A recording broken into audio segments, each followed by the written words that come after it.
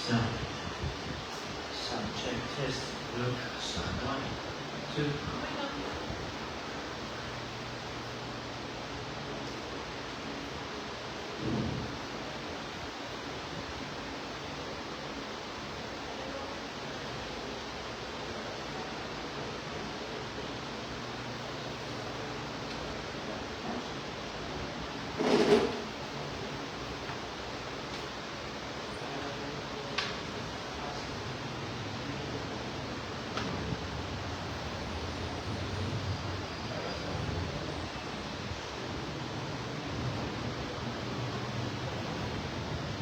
Sound check, testing.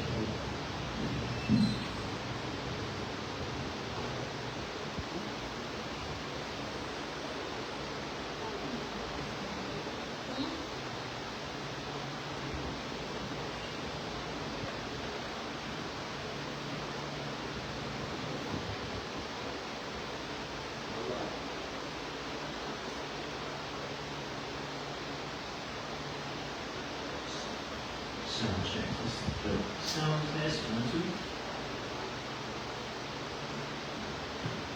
Praise God.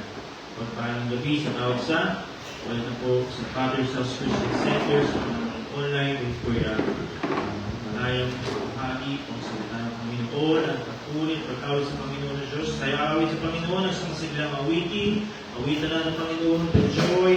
Yes, to the Lord. Praise God. Hallelujah. Thank you, Jesus. Awitan natin ang Panginoon. Hallelujah. The joy of the Lord is my strength. The joy of the Lord is my strength. If the fat and drink sweet, set for share to them who are weak. The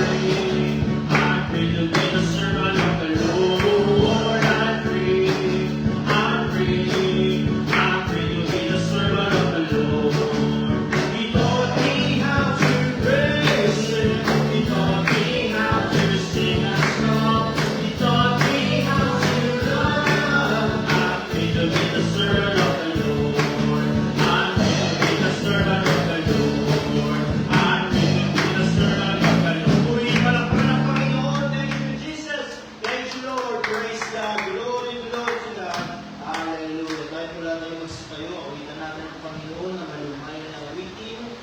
Hallelujah. With that, of course, grace to grace.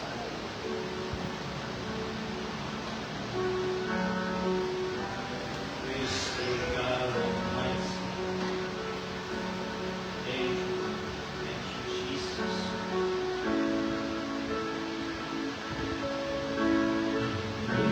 Amazing grace, how sweet the sound that saved a wretch like me.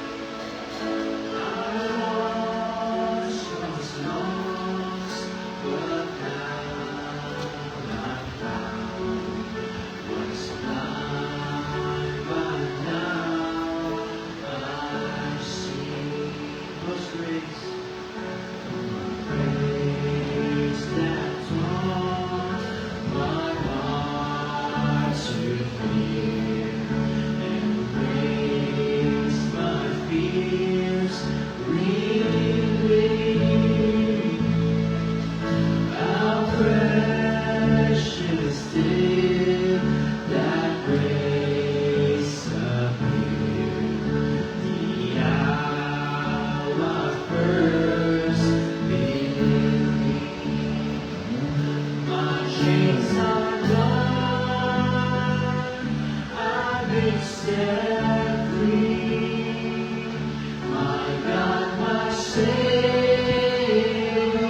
has ransomed me, and like the flood, His mercy reign, unending love, amazing grace. One more time, makikita ng Panginoon. Amazing grace, how sweet the sound. Amazing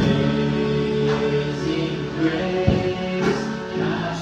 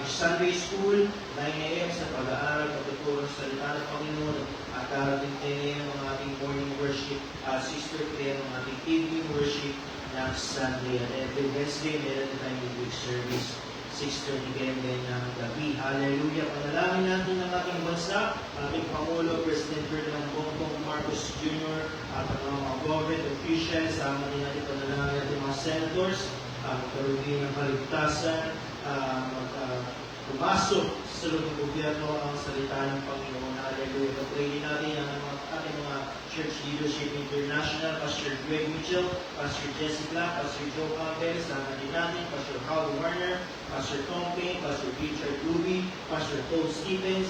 Pag-pray din natin ang ating National Leader, Pastor Dwight Esepina,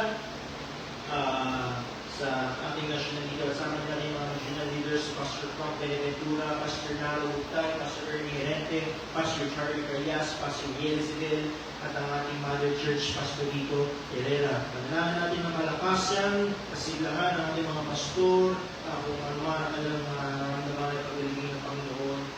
Pero pakalaman ko the churches, pag-pray din natin, Pastor Gerson Valbuena, Pastor Noel Torres, Pastor Richard Lisa, Pastor Vincent Zaber, Pastor Marsuliano, Pastor Gong Canyosa, Pastor Samuel Bull, Pastor Julie Bichayda, Pastor Melvin David, Pastor Jonathan Shares, at Pastor Jess Pancho, kasama din ang kanilang bahay, at ang mga lugar at ang ministeryo na pagpupunin ng Panginoon at ang pangangailangan. Pag-pray din natin ang ating Polar Church, ang ating Pastor, Pastor Mr. Lucena, and ang Sambayan, Spiritual Breakthrough, Financial Breakthrough, Salvation and Deliverance, Solaki, Langin natin sa Rosales, sa Mindote, sa Sakyan, at ang pagpala ng Panginoon, ang pagpalain ng bawat isa, at ang mga healing requests, prayer requests, sa Pedro Garcia, Brother Nolgaro, Pastor Shirley San Pedro, Lito Luga Sagadulo, Pastor Tonkin, Brother John Arden Mendoza, Magpilikumala, sa ating mga kapatira, sa ating mga mahal sa buhay. At panalangin din natin yung mga ating mga mahal sa buhay, katulad ng dalangin, makasama natin sa buhay ng Panginoon, sila mga kilala, sila yung mga mag-usan sa ating Panginoon. Hallelujah. At yung mga activities, meron tayong street preaching, Bible study, survey every weekend, ating Jubilee service sa paglalang April 26, yung Sabado, at ang ating International Bible Conference sa May 12 hanggang 16. Ang Bible for Attendance. So, kung schedule ng ating konferensya, pag-pray natin ang katagumpayan ng mga salita ng Panginoon, gawain ng Diyos sa mga halakal ng balita, ating pastor, ang magugulat. Hallelujah. Bago tayo lumako sa panalangin, purihin, palakpakan ng Panginoon. Hallelujah. Praise God. Glory to Jesus. Nakila ang Panginoon. Wala kang magulat, Panginoon. God, Almighty God, and Holy Christ, Lord God. Salamat po, Diyos. Christ, the Lord Jesus.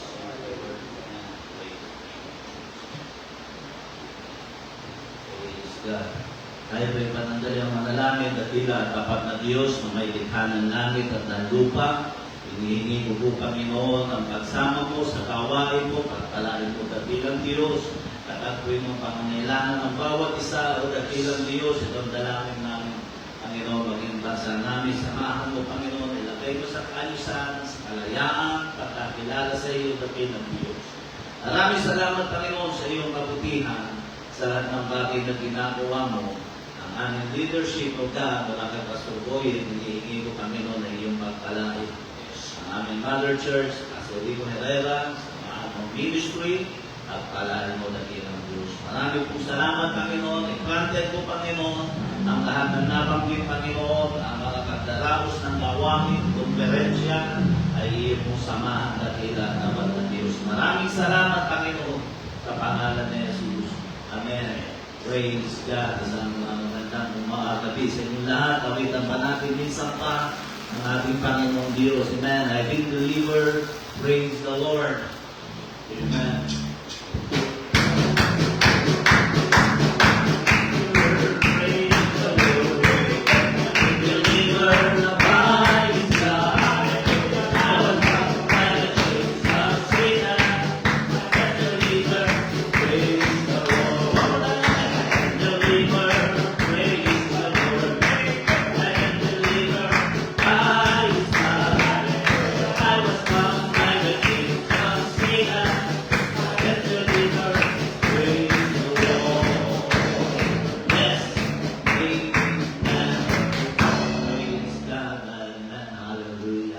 Okay, wala na akong kaya nalimutan. Ayan naman natin.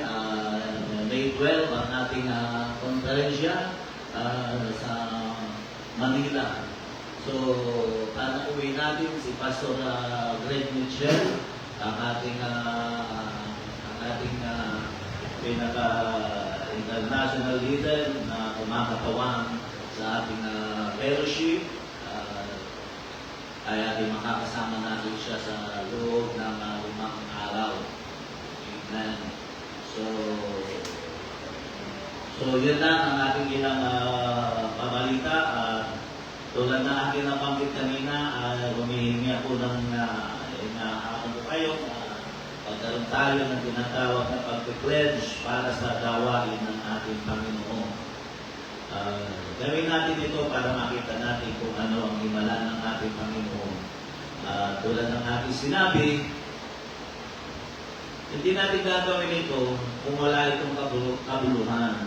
Pag-pledge. Tulad ng ating sinasabi na hindi natin ito gagawin kung walang kabuluhan.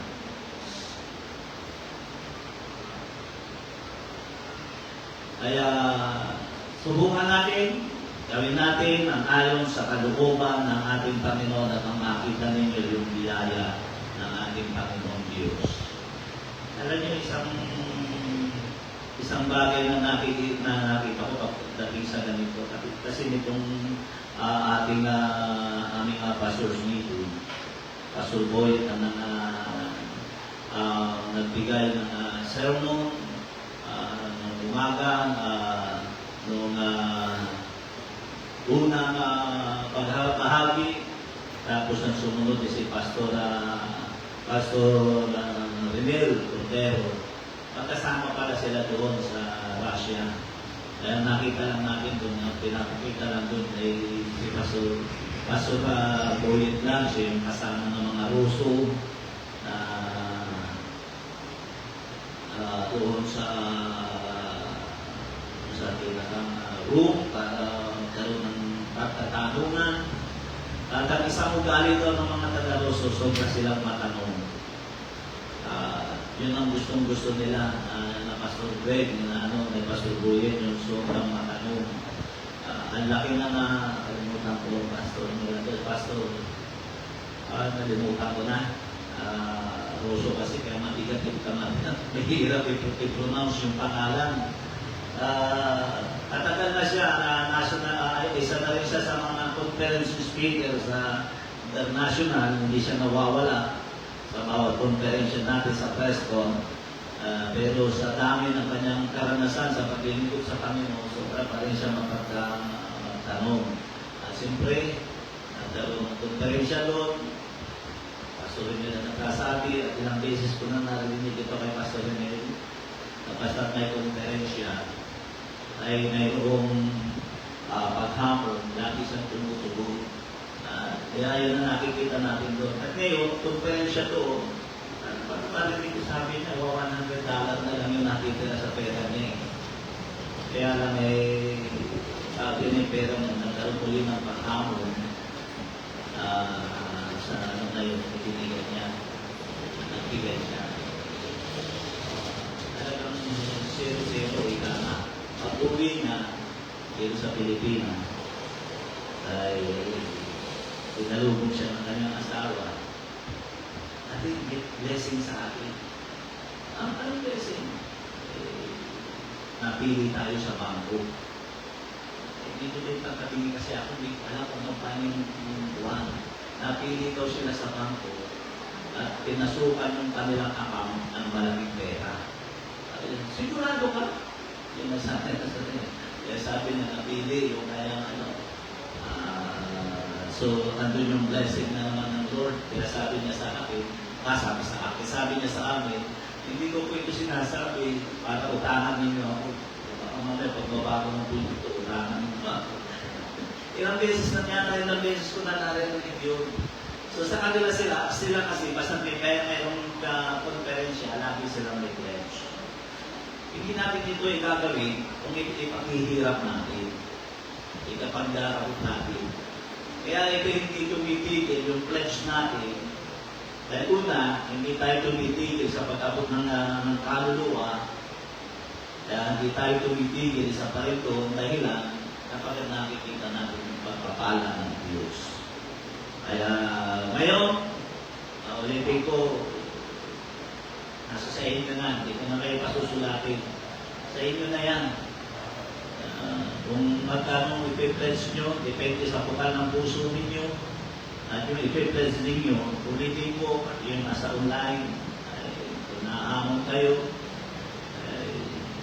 gawin ninyo. Hindi ito sa pilitan, pero kung naaamon kayo, gawin ninyo. Kung may mali kung ako 500, 300, ibibigay ko kay Pastor Buhi. Sasa nakalagay doon, pledge.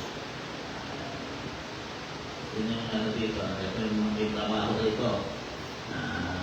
Pwede tayo maging kabahagi ng depende yan sa inyo kung anong kapasyahan ng puso ninyo, yun yun. Kung kayo susukatin ng ating Panginoong Jesus sa ating konferensya. Okay, so yun lang, pinapaliwanag, i-specific nyo, huwag nyo ilalagay nyo sa sobre, huwag nyo lalo na doon sa mga katulad nila sa inyo, diretso na sa account ng business, nalilinawin ninyo, Prescon Conference, Manila Conference. Baka mamaya, bigla pumasok kayo na isipin ni Mama, nag-text na si Pili. Kung pala, let's pala yun. Nakuha nyo ba yung ibig ko sabihin? Nililinaw ko lang. Kung gagamit kayo na sobre, ilagay ninyo. I-specific ninyo. Or pledge, Mandaluyong Conference. At pledge ninyo nandun, ilalagay nyo. Kung meron yung tithes, ilagay ninyo rin. Linawin lang natin, mas maigil yung malinaw. Kasi baka mapunta doon sa pledge yung natin. Patuloy pa rin tayo bumabayad ng building dito. Patuloy ko, hindi ko gawain ng Sarosena. Hindi gawain dito ng Sarosena. Kaya gawain dito yun ng ating Panginoon. So, yun lang. Wala na akong nalimutan. Tulad ng ating maraming ginagawa, biligin tayo ng pananalapit para sa gawain ng ating Panginoon Diyos. Praise God. Hallelujah. Okay. So, tawagan ko si Michael. Alam kayo pamanahan dito na praise the name of Jesus.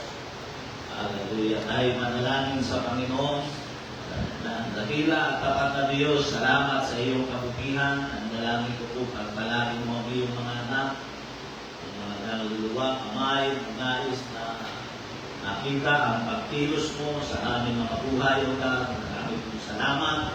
Bless mo ang bawat isa, O God, sa pangalan ni Jesus. Amen. Praise God. Hallelujah. Okay, awitan natin ang Panginoon isang pa. Amen. I will deliver in the Lord.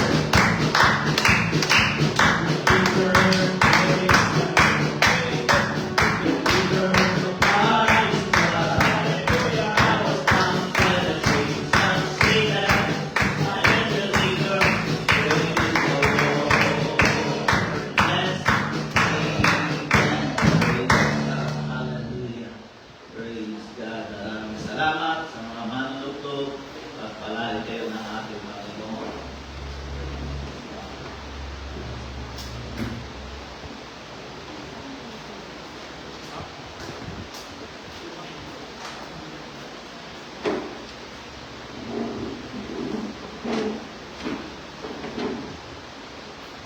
Amen.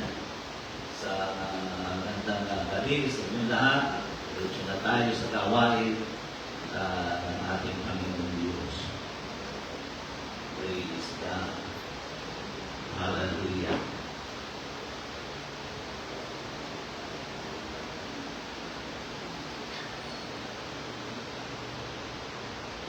So, ibukas kayo sa akin sa aklat ng Juan chapter 5. Aklat ng John chapter 5.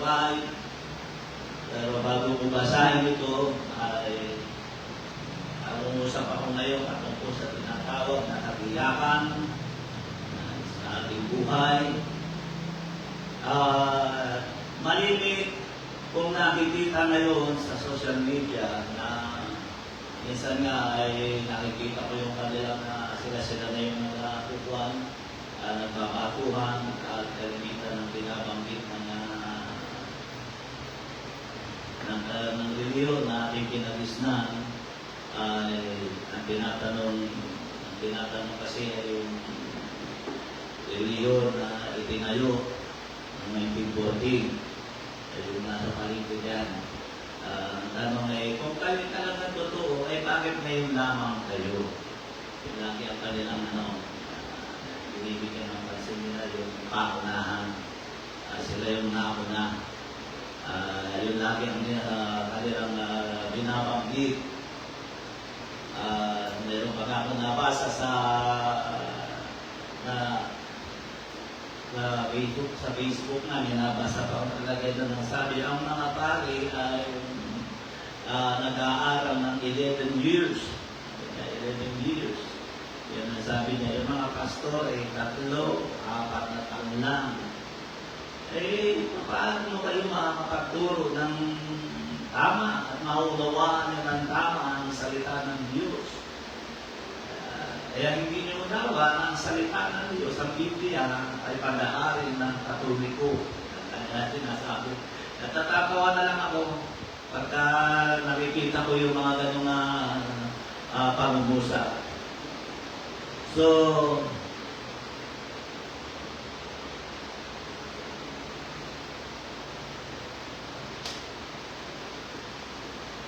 tandaan lang natin ang katiyakan ng buhay ay nasa salita ng Panginoon, wala sa ating pagkaunawa.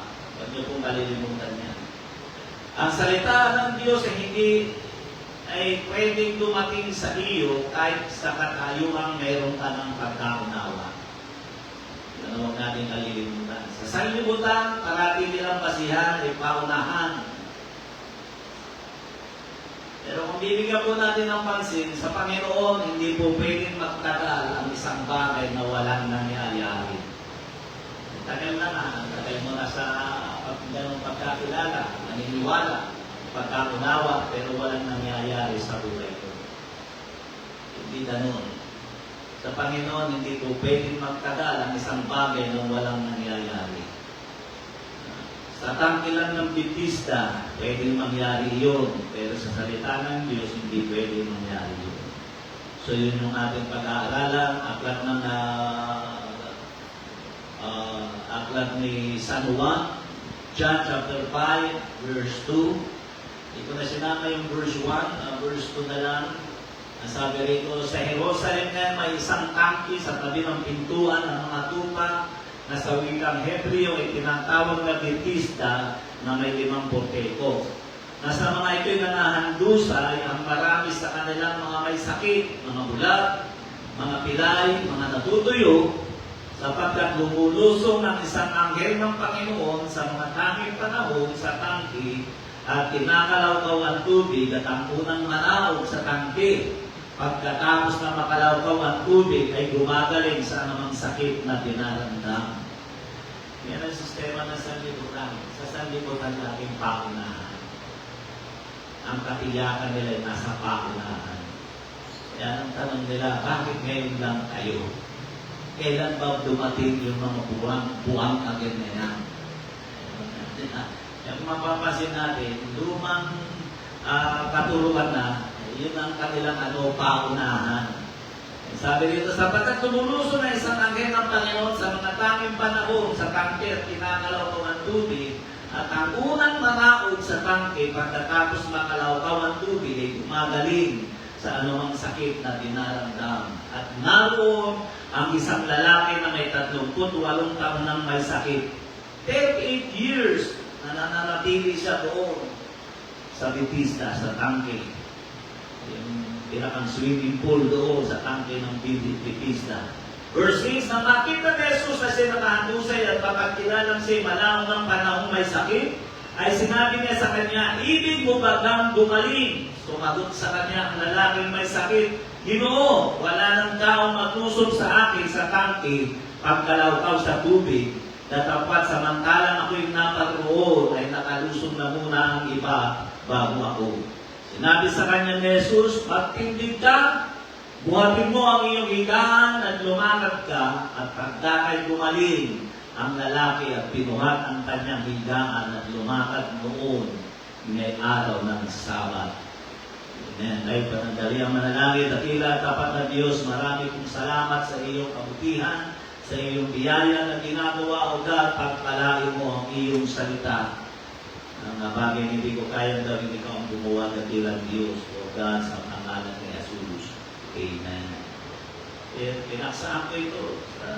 Totoo lang, hirapan akong lagyan ng paksahin nito, ng title ito. Dito ko lang nalagyan, mga kanina ko pa nabuo ito. So, ang katiyakan ng buhay ay nasa salita ng Panginoon, wala sa ating pagkaunawa. The certainty of life is in the word of the Lord, not in our understanding. Hindi sa ating pagkaunawa. Kaya makikita natin dito, bago pa dumating ang Panginoon, bago pa ma-meet ng Panginoon yung lalaki dito, walang pangalan na binanggit. Siya ay 38 taonan. Lumpo, may karamdaman. Bago niya na-meet ang Panginoon, mayroon na siyang pagkaunawa. Na yung pagkaunawa ng yun, yung paniniwala ng yun, ay nakatuon doon sa tubig ng tangke ng Bethesda, na kung sino yung maunang pumanaw doon ay gagaling. Kaya napakaunahan. Kaya yung makikita mong ang nakahasiktang na isipan sa sanlibutan, ang katiyakan ay lagi nasa tinatawag na paunahan. Pero sa Panginoon hindi ganun. Dahil bago pa man siya dumating doon sa lalaki, na may karamdaman na habang siya na nakilala niyang 31 taon nang naroon sa pool na yun. Pero hindi siya gumagaling. Nang mamit niya ito, may pagkaunawa na siya. Ang madaling salita, may paniniwala na siya. Kaya ang tanong dito, hindi ang pangunahan. Una na nais kong bigyan ng pansin, ang tao ay madaling maglagak ng buhay sa mga bagay na walang katiyakan. katiyakan. Pero naroon yung kanyang paniniwala, yung kanyang pagkaunawa. Pagkamat napaka-imposible dahil kompetisyon, paunahan.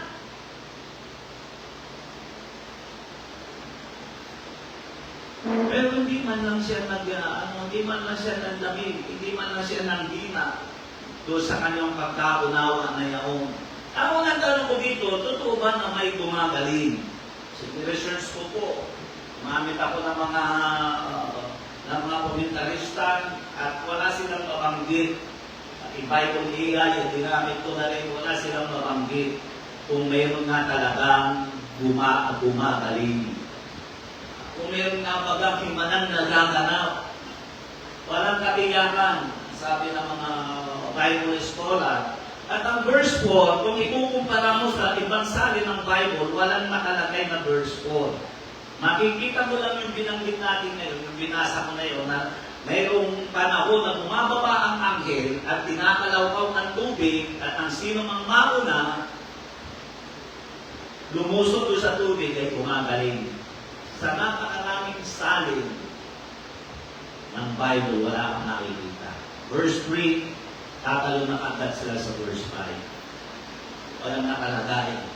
At tanging ang King James Version lamang ang nakalagay ang mga bagay na yun. So sa madaling salita, wala talagang katiyakan. Ang sinasabing ito sa madaling salita, hindi ito pinaniniwalaan ng mga Bible scholar o mga tagapagsalita ng salita ng Diyos mula sa orihinal na wika na Griego o Greek. Hindi nila pinaniniwalaan kaya hindi nila sinulat. Lima na lang kay William Tyndale dahil siya yung may akda ng unang English na sinali mula sa Griego papuntang English.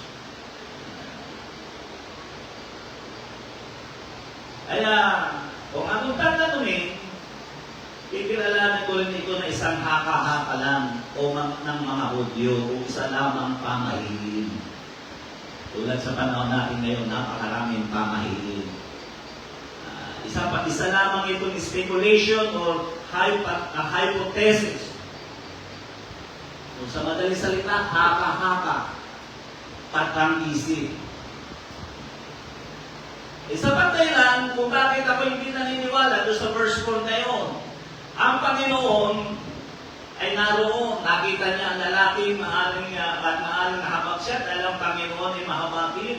Kaya siya tinanong sa verse 6, nakikita natin ang pagtatanong ng Panginoon, ibig mo bang gumaling? Bakit hindi sinabi ng Panginoon, sige, pababain ko ang anghel, kumanda ka at bubulabugin ko sandali ang tubig. Magmadali ka, ang mga tao ay bubulagin ko sandali para ikaw lang ang makakita ng pagkalaw ng tubig. At nang sa ganon, wala nang magtakuhan sa tubig. Hala, sige, pumunta ka na sa tubig. Pero hindi ganun na nangyari.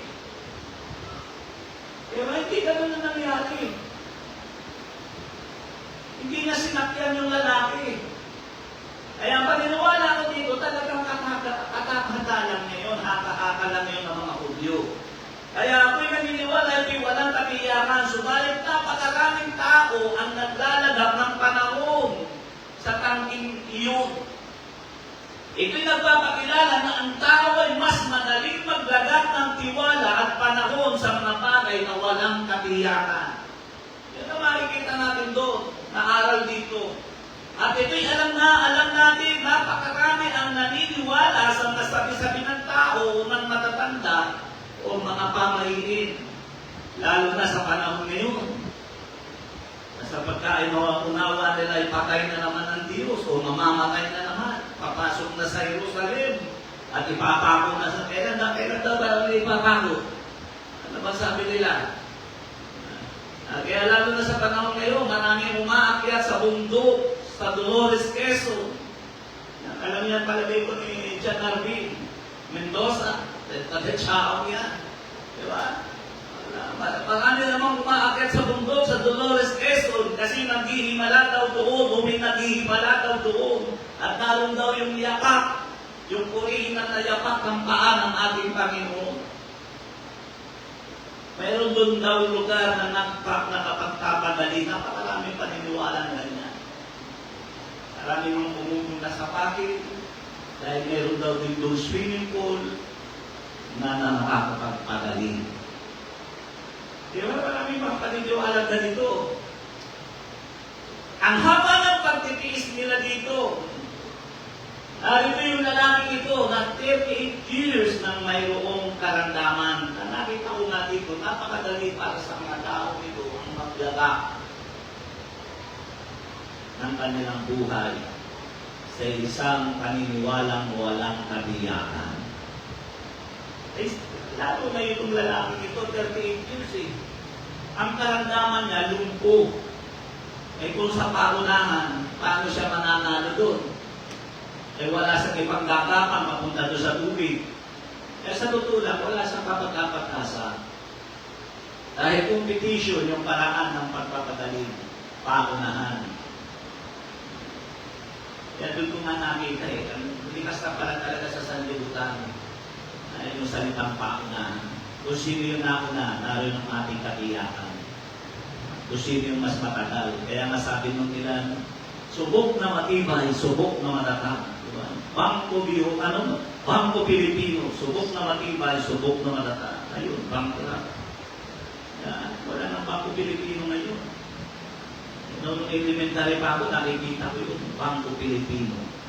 Subok na matibay, subok na matatag.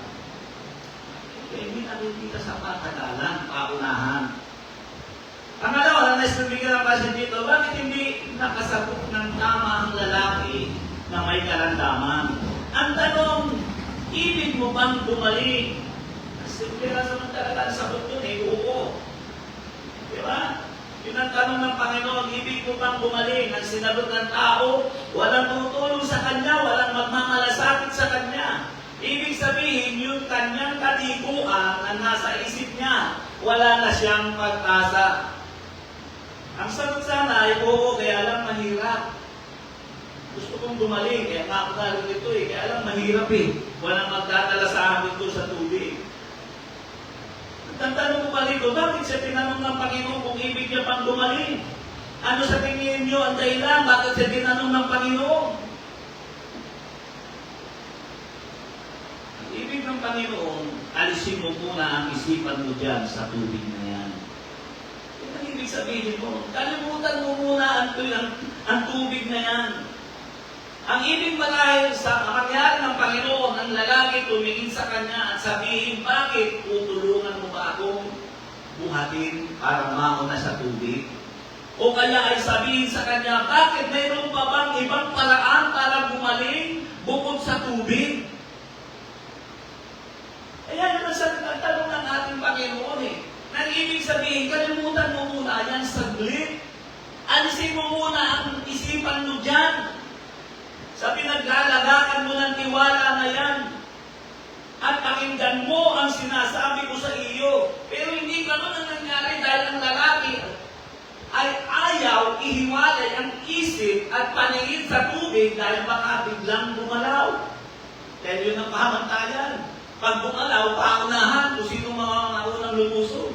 Kaya siguro habang siya nakikipag-usap, si Jesus nakatingin sa nakatayo sa harapan niya, siya nakaganon. Tinawahin niya yung daling ni Jesus. Oo, ibig mo dumating. Tingnan mo na tabi-tabi ka dyan, baka bumalaw. Diba? Yan layo eh. Hindi na niya nakakilala si Jesus eh.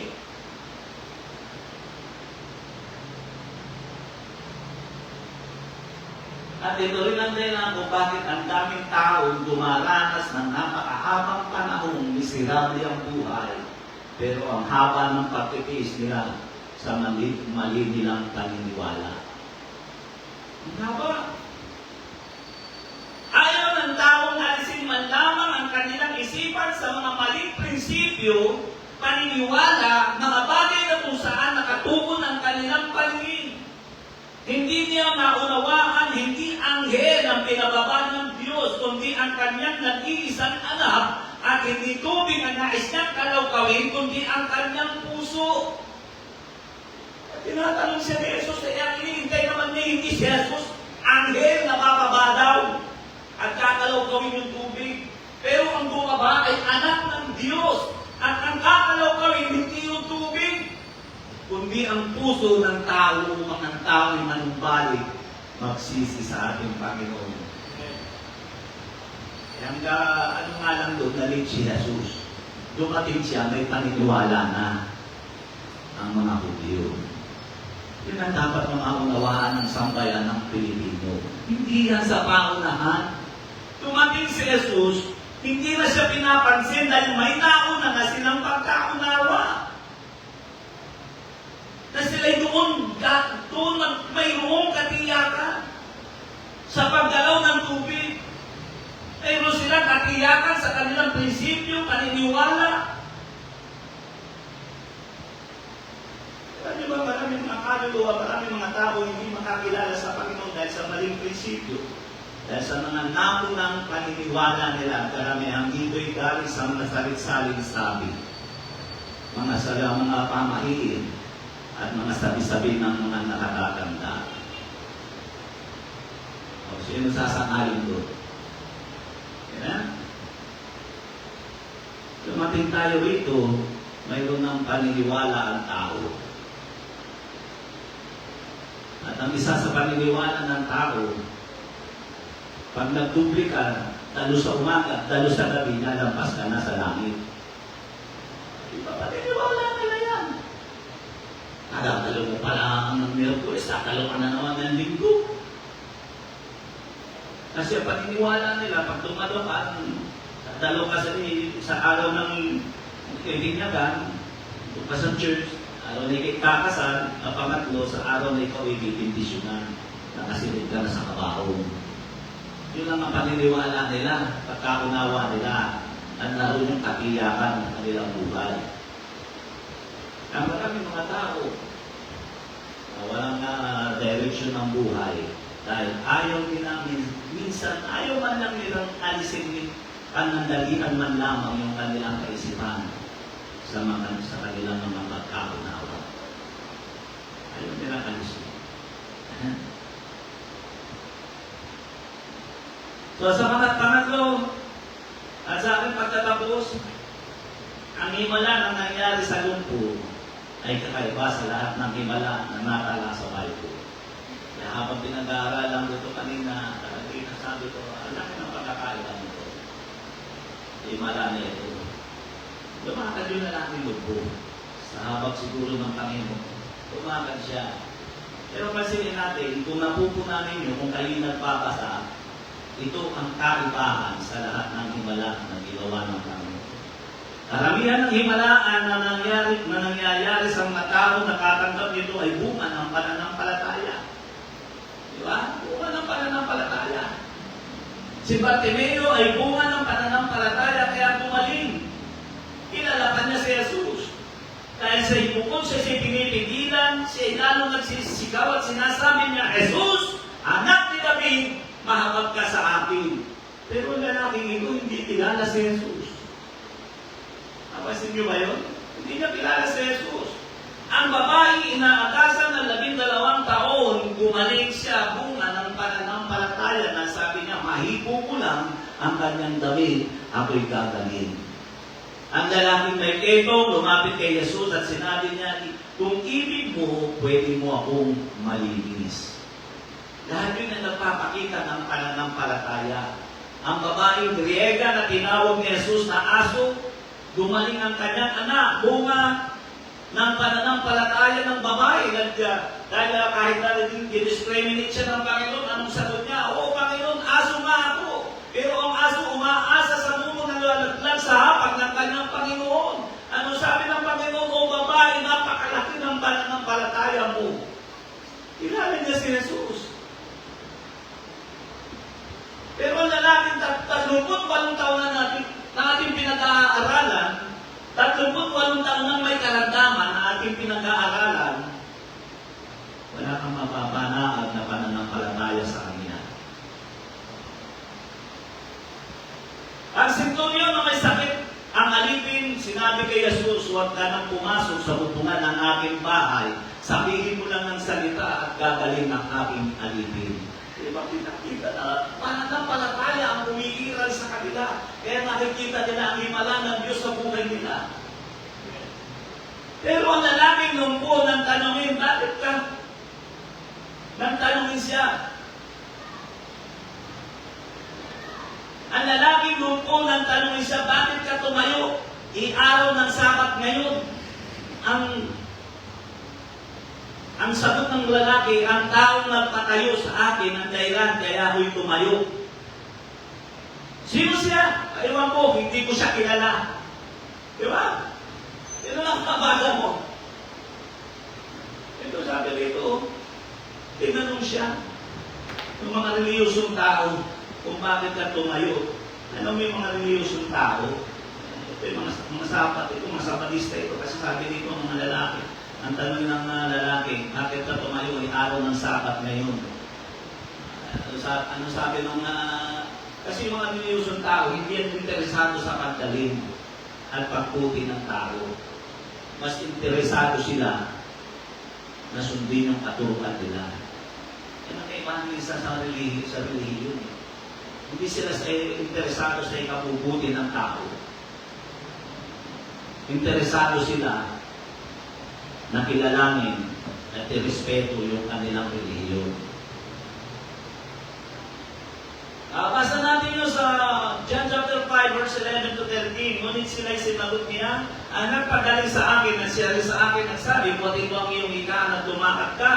Tinanong nila siya, sino ang taong ito sa inang sabi, buhatin mo ang iyong ika na tumakat ka. Ngunit hindi nakilala ng pinagaling kung sino siya sapagkat si Jesus ay hindi mo kumiwalay, palibasa ay may isang karamihan sa dakong yaong. Diba? Napakalaking pagkakaiba. Wala kang mababanaan na pananampalataya sa Kanya. Dito lang nangyari na ang taong ito'y gumaling na hindi kilala ang Panginoon. Wala pang makikitang tanda ng pananampalataya. So, anong ibig sabihin nun? Ang ibig sabihin nito sa salita ng Diyos, mayroong kang katiyakan. Yan ang pagkakaiba nun. Ang ibig sabihin nito sa salita ng Diyos, mayroong kang katiyakan. Hindi ka mabibigo, hindi ka mapapahiya, kung bibigyan mo lang ng panahon, kakalimutan mo lang ng kahit na sandali ang mga bagay na pinag-uukulan mo ng atensyon, hindi ka mabibigo. Mayroong magaganap sa buhay mo at mayroong mangyayari sa buhay mo sa buhay ng isang taong makikinig at susunod sa kanyang salita. Nakinig lang siya eh.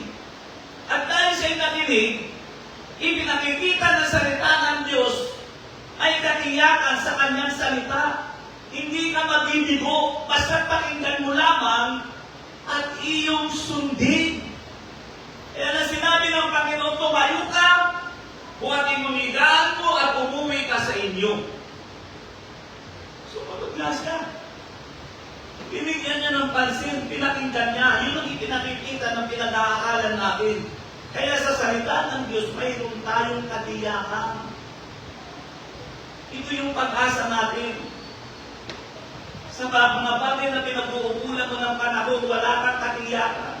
Pero sa salita ng Diyos, mayroong kang katiyakan. Yun ang ipinapakita rito. Sa iyong sariling pagkaunawa, sa iyong sariling prinsipyo, kaalaman, karunungan, sa takbo ng isipan mo, diskarte mo sa buhay, wala kang katiyakan dyan. Pero kung ilalagay mo ang iyong sarili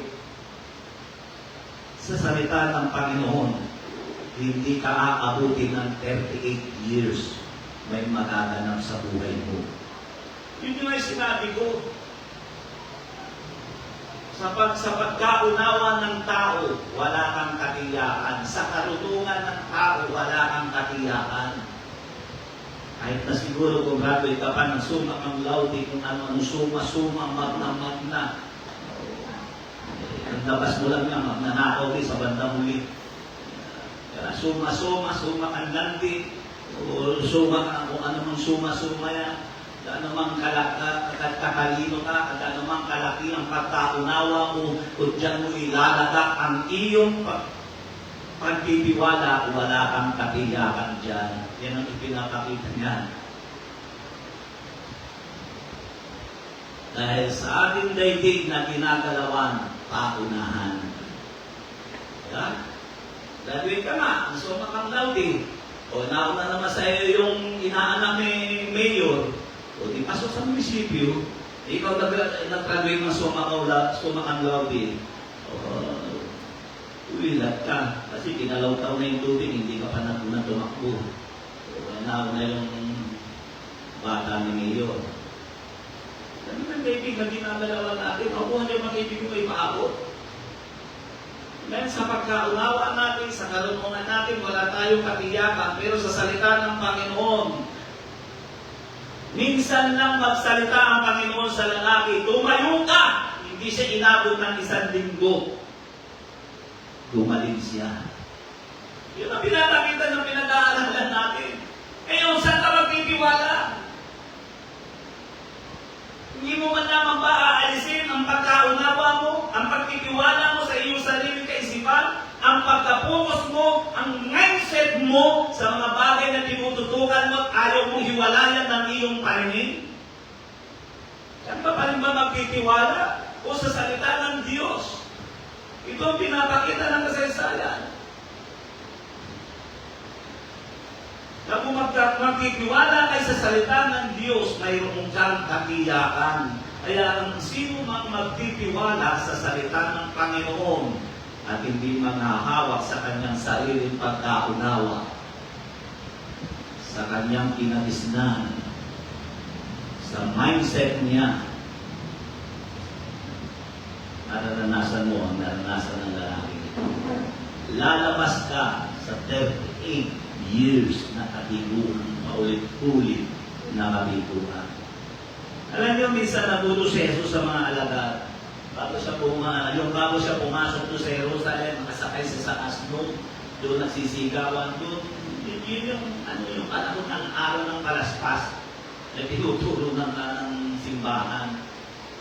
Bago mangyari yun, magkagulo yung mga Hudyo, magsigawan mo sana sa anak ni David. Nagpapagayway sila ng mga dahon ng puno ng olibo. Bago mangyari yun, inutusan muna ng Panginoon sa Matthew chapter 21 verse 2 hanggang 3. Ganito sabi ng Panginoon, na sinasabi sa kanila, magsiparong kayo sa nayong nasa tapat ninyo, at pagka may masusumpungan ninyo ang isang nakatali na babaeng asno na may kasamang isang batang asno, alagin ninyo at tiring ninyo sa akin. At kung ang sino man ay magsabi ng anuman sa inyo, ay sabihin ninyo, kailangan sila ng Panginoon, at pagka kay kanyang ipinadala sila. Ano nakita nyo? Ipinapakita rito sa salita ng Panginoon, may katiyakan. Dahil yung sinabi niya nangyari. Pagdatingan nila sa lugar na yun, nakita nga niya yung sinabing asno, na anak ng babaeng asno. At pansinin natin, kung isipin natin, magulo yun eh. Imposible yun eh. Una, pag kinuha mo yung asno na hindi pa nasasakyan ng kahit na sino, magwawala yun. Dahil hindi pa natitikman ang sakyan. Ano ba yun ito sabihin? Narinig ko rin dito, pangangaral pa subuyan kanilang umaga.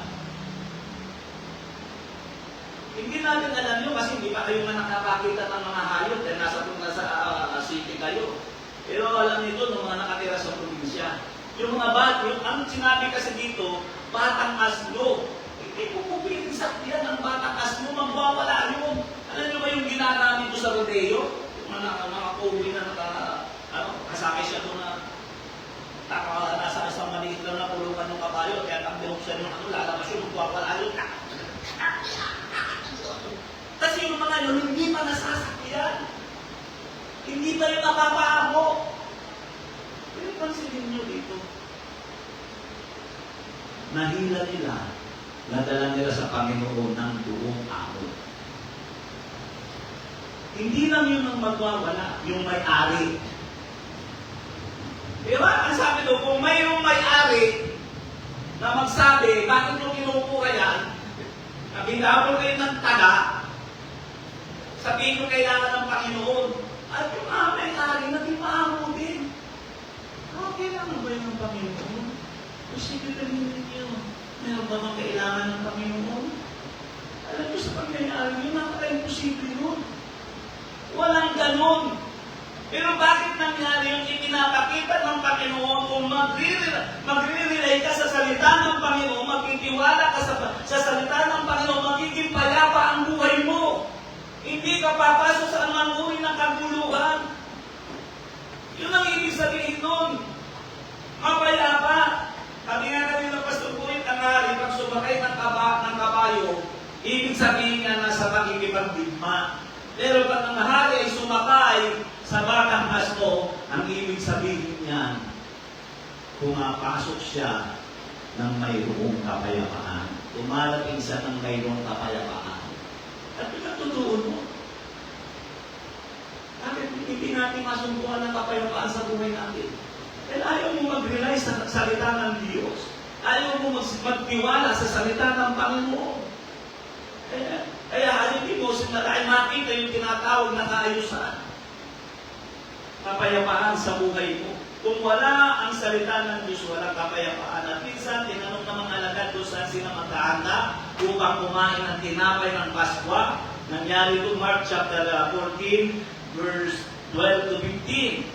Ano sabi rito? At ng unang araw ng mga tinapay na walang limadora na kanilang inihari ng kordero ng Paskwa, ay sinabi sa kanya ng kanyang mga alagad, saan mo ibig kami magsiparoon at ipaghanda ka upang makakain ng kordero ng Paskwa? At sinubo ang dalawa sa kanyang mga alagad at sa kanila sinabi, magsiparoon kayo sa bayan at tuwing masasalubong ninyo ang isang lalaki na may dalang isang pangantubig, sundan ninyo siya. At saan man siya pumasok, ay sabihin ninyo sa puno ng sambayanan, sinasabi ng guro, saan daw naroon ang aking tutuluyan na makakaanan ko ng kordero ng Paskwa na kasalo ng aking mga alagad. At ituturo niya sa inyo ang isang malaking silid sa itaas na nagagayakan at handa na ipaghanda ninyo. Ninyo roon tayo. Kung unang mabasa ko ito, hindi ko maintindihan. Kasalan ang sumaking damang sa isipan ko, alam ni Jesus ang nasa unahang kalooban. Nakikita niya at nalalaman na niya kung ano yung bagamat hindi pa niya nakikita, alam na niya. Yun ang natin naunawaan ko ito. Pero nakita ko rito, kapag pag-aaralan mo, may katiyakan, nangyayari ang bawat isang kanyang sinasabi. Alam niyo, mahirap yun. Kaya palagay ko, habang sila tumalikod, nagtatalo-talo sila. Paano natin malalaman yun?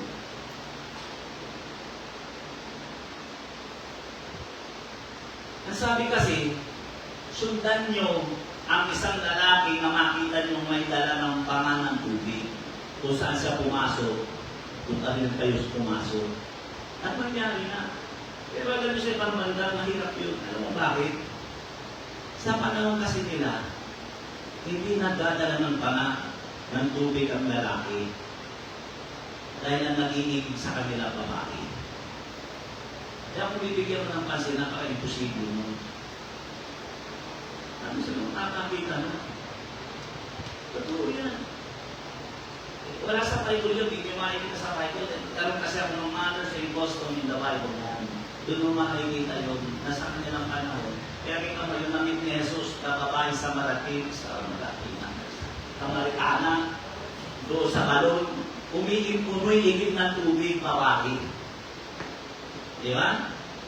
Nasabi ng Panginoon, paunin mo ang asawa mo. Babae. Kaya mo si Moises ay maglaya. Tumakas pala sa Egypto. Nakarating siya doon sa lugar na bayan ni Raquel. Ayun yung biyanan niya, naging biyanan niya. Pagdating niya doon, sino nasa lubong niya? Yung mga babae na umiigib at nagkakalanan ng lupa. Ganun sa kanilang panahon. Babae ang nagtatrabaho. Dahil ang lalaki nire-respeto nila. Ganun katindi. Makita mo doon, pinatanggal pa ni Moises. Dahil yung mga anak ni Raquel ng mga babae, sila yung nag-iigib. Yung makikita mo. Kaya mapalad kayo rito. Diba? Pwede sa inyo mapahila Facebook lang. Nakagala doon, hindi ko Facebook. Kaya nung makita yun ng mga alagad, lalaki, may dalang bakang tubig. Nakakakaan ko hindi yung karaniwan. Kaya alam na nila, yun yung sinasabi ng Panginoon. Kaya sinundan niya, nangyari, nakita nila doon nakahanda na yung sili. May nakahali ng pagkain. Yun yung nagpapakita na sa salita ng Panginoon yung ang kaliyakan. Hindi ka matutuwa. Kaya nagtalaga ng buhay ang mga alagad sa Panginoon dahil nasubukan nilang may katiyakan sa salita ng Diyos. Tayo, bakit hindi natin nagtataw tayo? Amen? Bakit? Kasi nakapokus ka pa rin doon sa iyong pagkaunawa.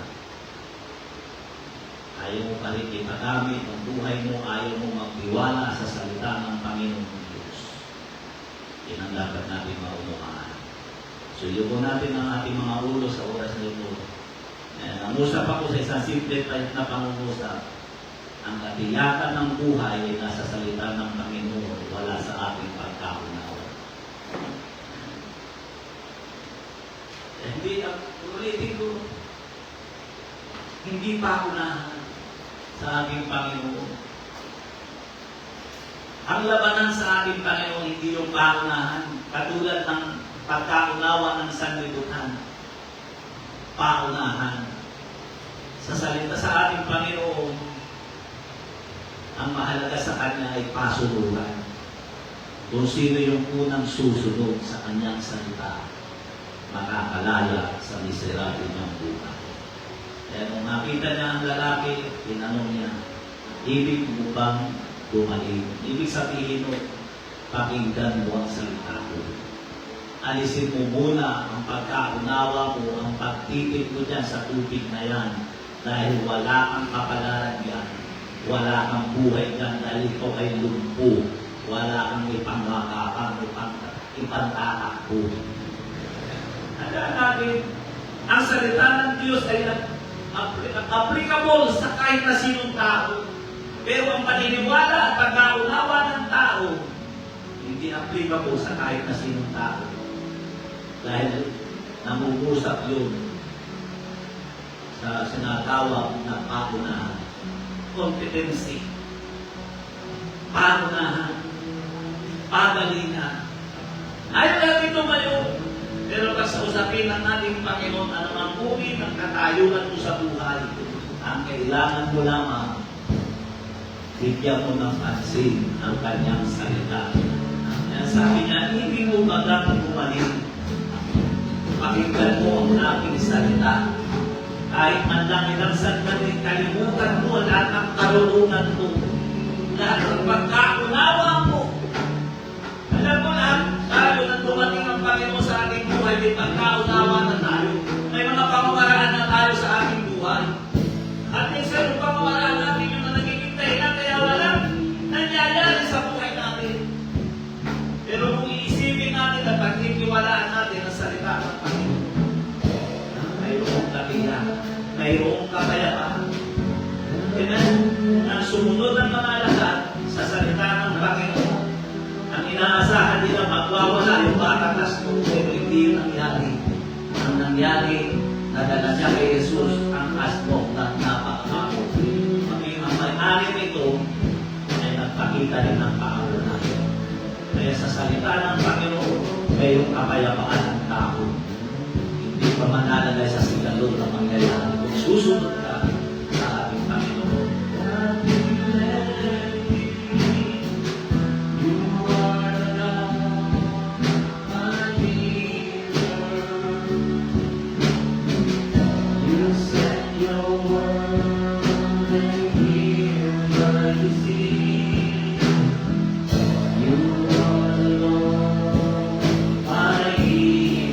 Once again, you are the God.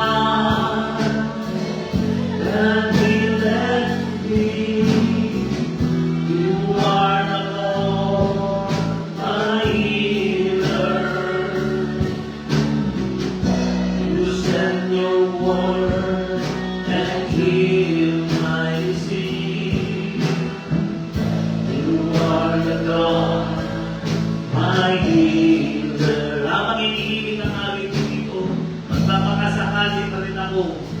Meron sa mga kaluluwa, aking hindi nakakakilala sa Panginoon.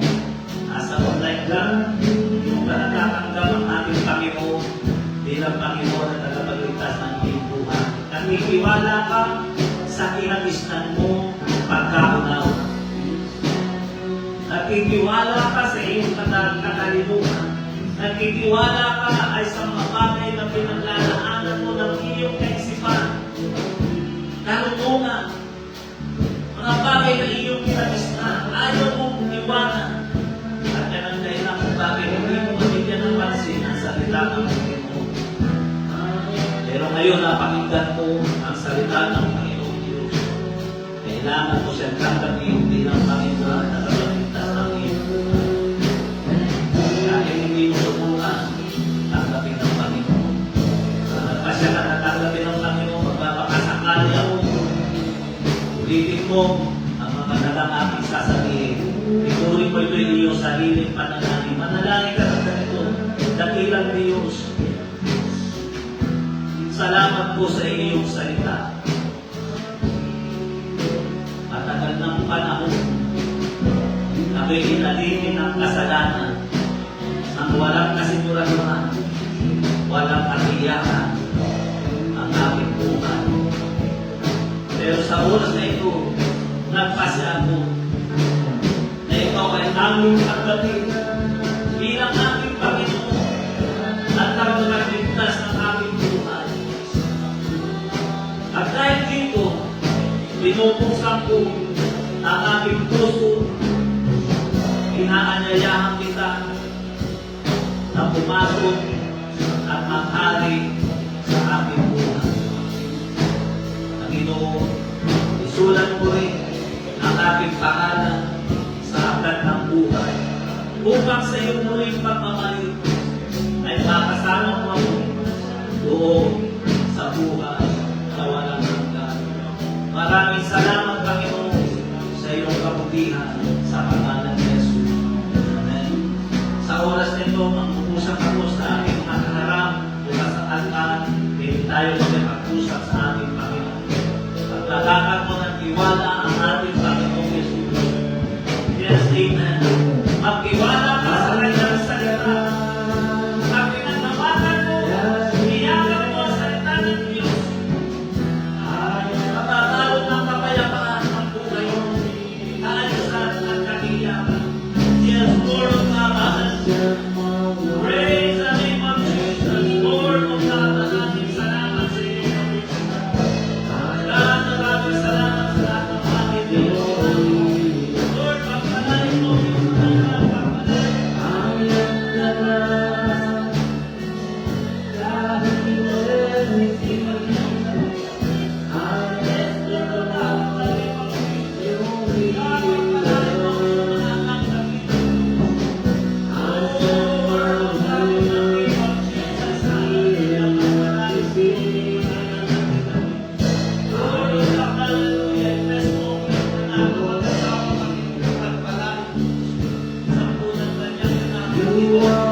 Pagpalain mo ang buhay nila natin sa pinakatunong ng plano mo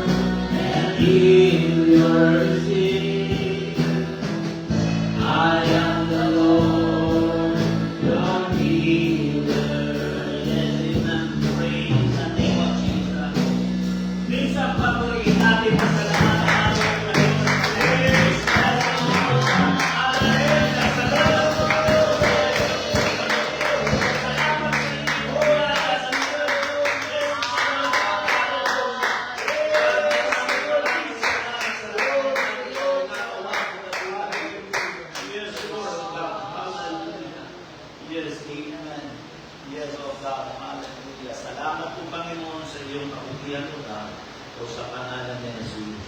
Amen. Praise God. Amen. God bless you po sa inyong lahat. At palain kayo ng ating Panginoon. Dismiss na po tayo. Magandang gabi sa inyong lahat. Praise God.